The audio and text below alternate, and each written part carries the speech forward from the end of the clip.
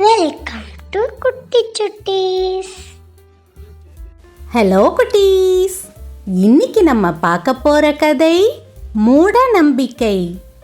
அழகாபுரிங்கிற செழுமையான கிராமத்துல கண்ணாயிரம்ங்கிறவரு அவருடைய மனைவி சீதா கூட வாழ்ந்து வந்தாரு. கண்ணாயிரம் ஜாதகம், ஜோசியம் இதிலெல்லாம் அதிக நம்பிக்கை உடையவர்.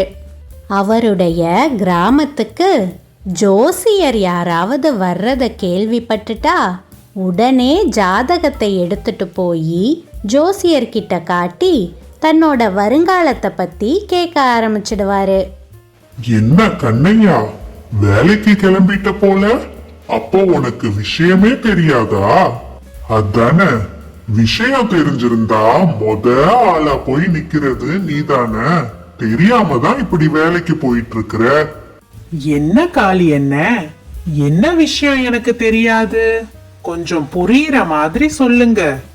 இன்னைக்கு காலையில பக்கத்து ஊர்ல இருந்து ஒரு ஜோசியர் நம்ம கிராமத்துக்கு வந்திருக்கிறாரு. அவரு சொல்றது 100க்கு 100 அப்படியே சரியா இருக்குதாம். ஜோசியம் பார்த்துட்டு வந்த நம்ம கிராம மக்கள் எல்லாம் சொல்றாங்க, கிராமத்துல பாதி பேரு ஜோசியரை தான் பார்க்க போயிருக்கிறாங்க. ஆனா ஜோசியத்தை மலை மாதிரி நம்புற நீ அவர் வந்த விஷயமே தெரியாம இப்படி வேலைக்கு போயிட்டு இருக்கிற. அடடா, இந்த விஷயம் எனக்கு தெரியவே தெரியாது.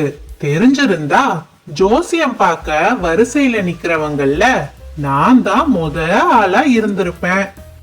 பரவாயில்ல, இப்பவாவது தெரிஞ்சதே.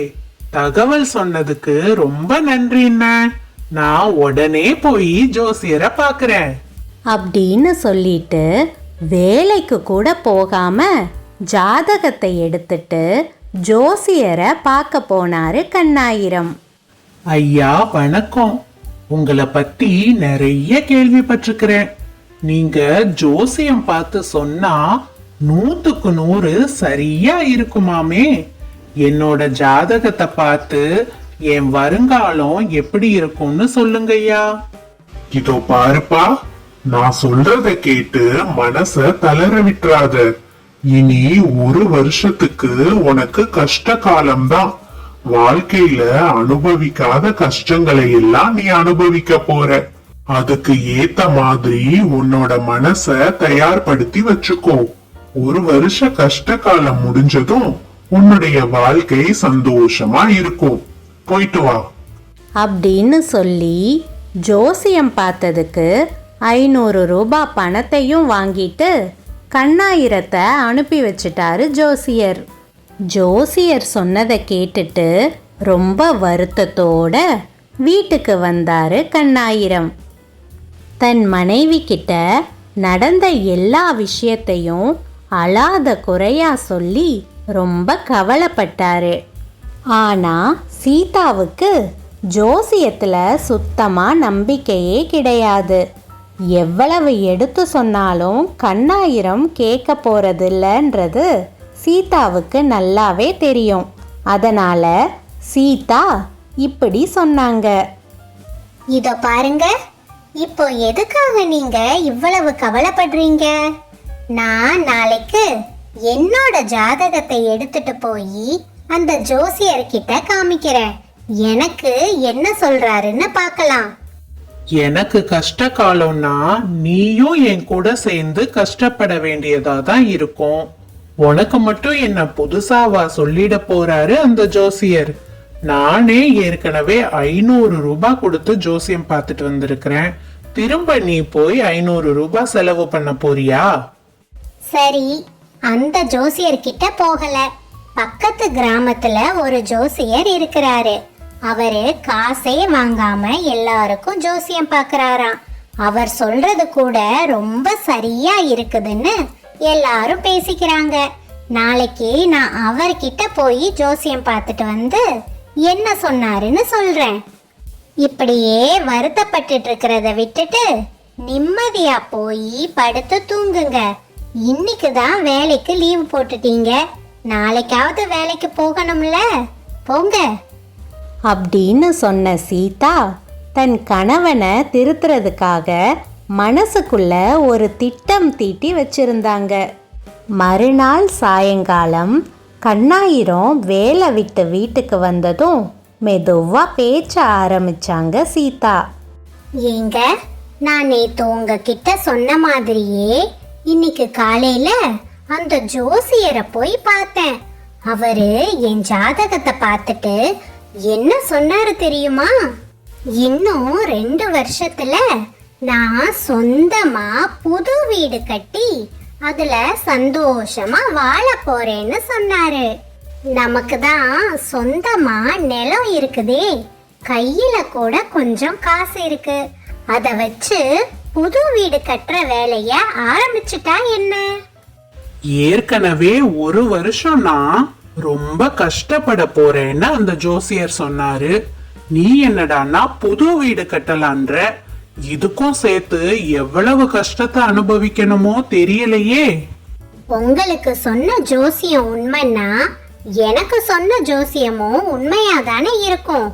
எப்படியும் 2 வருஷத்துல வீட்டை கட்டி முடிக்க தான் போறோம்.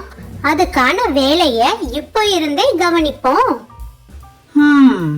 நீ தான் ஒரு முடிவு பண்ணிட்டன்னா அதுல இருந்து மாறவே மாட்டியே. சரி சரி, நாளைக்கே புது வீடு கட்டுற வேலைய ஆரம்பிச்சிடலாம் அப்படின்னு சொன்ன மறுநாள்ல இருந்து 2 பேரும் ரொம்ப கஷ்டப்பட்டு கையில இருந்த பணத்தையும் பேங்க்ல லோனா வாங்கின பணத்தையும் வச்சு ஒரு பெரிய வீட்டை கட்டி முடிச்சாங்க. சீதா சொன்ன மாதிரியே 2வது வருஷத்தோட முடிவுல புது வீட்டோட ஒரு பகுதியை வாடகைக்கு விட்டுட்டு இன்னொரு பகுதிக்கு குடி போயிட்டாங்க. பாத்தியா, முன்னாடி எல்லாம் ஜோசியம் பொய்ன்னு சொல்லுவியே, இப்ப என்ன நடந்தது? எனக்கு ஜோசியர் சொன்ன மாதிரியே நான் ரொம்ப கஷ்டப்பட்டுட்டேன். உனக்கு ஜோசியர் சொன்ன மாதிரியே நம்ம ஒரு புது வீடு கட்டி குடியும் வந்துட்டோம். இப்போ என்ன சொல்ற ஜோசியத்தை பத்தி? இப்பவும் நான் ஜோசியத்தை நம்பல. ஏன்னா அன்னைக்கு நான் ஜோசியமே பார்க்க போகல. ஜோசியரும் 2 வருஷத்துல நான் புது வீடு கட்டிடுவேன்னு சொல்லவும் இல்ல. ஜோசியத்து மேல உங்களுக்கு இருந்த மூட நம்பிக்கைய நம்மளோட முன்னேற்றத்துக்காக நான் பயன்படுத்திக்கிட்டேன். நீ ஜோசியம் பார்க்க போகல சரி, ஆனா எனக்கு ஜோசியர் சொன்ன மாதிரி நான் இந்த வீட்டை கட்டி முடிக்கிறதுக்குள்ள எவ்வளவு கஷ்டப்பட்டுட்டேன். அப்போ அது உண்மைதானே?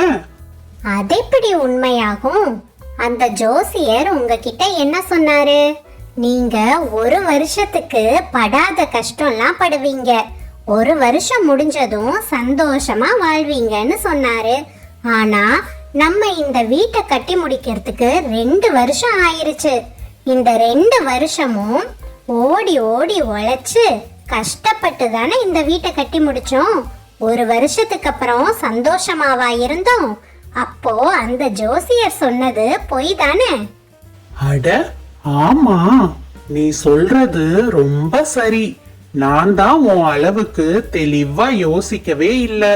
ஜோசியம் ஜாதகம்னு மூட நம்பிக்கையிலேயே வாழ்ந்துட்டேன். இனிமேலாவது இந்த மூட நம்பிக்கைகள்ல இருந்து வெளியில வாங்க. ஜோசியமோ ஜாதகமோ ஒரு குடும்பத்துக்கு முன்னேற்றத்தை கொடுக்காது. கடுமையா உழைச்சா மட்டும்தான் முன்னேற முடியும் அப்படின்னு சீதா சொன்னதை மனப்பூர்வமா உணர்ந்து அன்னையிலிருந்து ஜாதகம் பார்க்கறதையே விட்டுட்டாரு கண்ணாயிரம். அன்னையிலிருந்து அவருடைய வாழ்க்கையும் சந்தோஷமா போக ஆரம்பிச்சது. என்ன குட்டீஸ், இந்த கதை உங்களுக்கு பிடிச்சிருந்ததா? சரி குட்டீஸ், இன்னொரு நாள் இன்னொரு கதையோட உங்களை வந்து சந்திக்கிறேன். Thank you for watching.